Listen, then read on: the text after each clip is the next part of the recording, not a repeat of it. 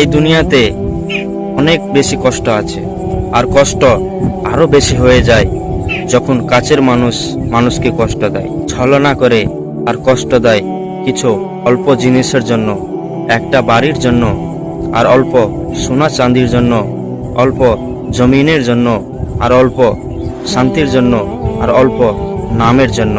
আর যখন আপন মানুষের সাথে ছলনা আর কষ্ট দেয়, আর মানুষ মানুষকে খারাপ রাস্তার উপরে হাঁটার জন্য বাধ্য করে দেয়।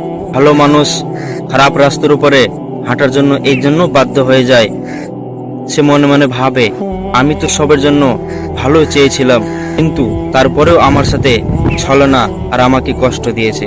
আমিও এখন খারাপ রাস্তার উপরে হেঁটে তাকে শাস্তি দেব, তার সাথে আমি প্রতিশোধ নেব, তবেই আমার মনে শান্তি হবে।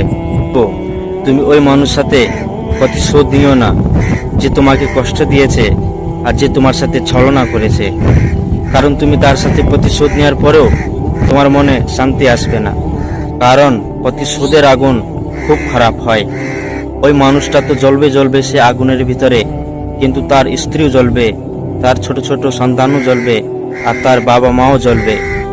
তার সাথে সাথে তুমিও সেই প্রতিশোধের আগুনের ভিতরে জ্বলবে, আর তোমার সন্তানও জ্বলবে, তোমার স্ত্রীও জ্বলবে, আর তোমার বাবা মাও জ্বলবে।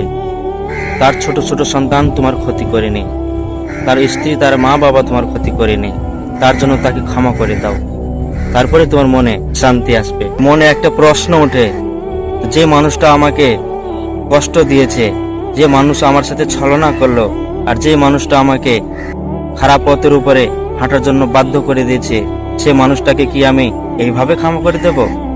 যে মানুষগুলো তোমাকে কষ্ট দিয়েছে আর তোমার সাথে ছলনা করেছে, তুমি এই মানুষগুলোকে ক্ষমা করে দাও, তারপরে তোমার মনে শান্তি আসবে।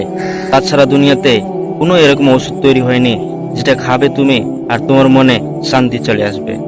তুমি চোখ বন্ধ করে ভাবো, যে মানুষ তোমাকে কষ্ট দিয়েছে আর যে মানুষ তোমার সাথে ছলনা করেছে, অল্প টাকার জন্য, একটা বাড়ির জন্য, অল্প জমিনের জন্য, অল্প সোনা চাঁদির জন্য, আর অল্প মনের শান্তির জন্য, আর অল্প নামের জন্য সব একদিন মাটি হয়ে যাবে। আর যে তোমাকে কষ্ট দিয়েছে ওই মানুষটাও একদিন মাটি হয়ে যাবে, আর তার সাথে সাথে তুমি একদিন মাটি হয়ে যাবে। আর জমিন আর আসমানের ভিতরে যতটা জিনিস আছে সব একদিন মাটি হয়ে যাবে। আর তুমি আর ওই মানুষটা আল্লাহর সামনে একদিন দাঁড়াবে, আর তোমাকে আল্লাহ সুবহানাহু ওয়া তাআলা প্রশ্ন করবে, আর ওই মানুষটাকে আল্লাহ সুবহানাহু ওয়া তাআলা প্রশ্ন করবে। তখন তো তুমি বলতে পারবে যে আল্লাহ, এই মানুষটা আমার সাথে এই ব্যবহার করলো, কিন্তু আমি তাকে ক্ষমা করে দিলাম।